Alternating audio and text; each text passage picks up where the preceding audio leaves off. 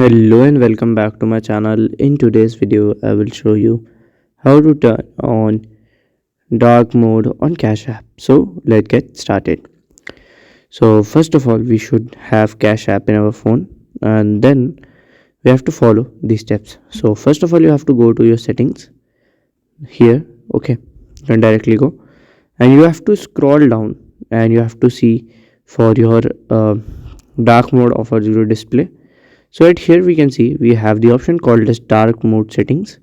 So it says schedule, and here we have the option called as light. So simply we'll just click on light, and then you should open your app.